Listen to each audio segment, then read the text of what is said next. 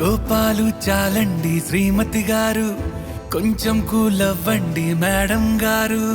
చామంతి నవ్వే విసిరే మీరు, కసిరేస్తూ ఉన్నా బాగున్నారు. సరదాగా సాగే సమయంలోన మరిచిపోతే బాధ కబురు. వద్దు అంటూ ఆపేదెవరు?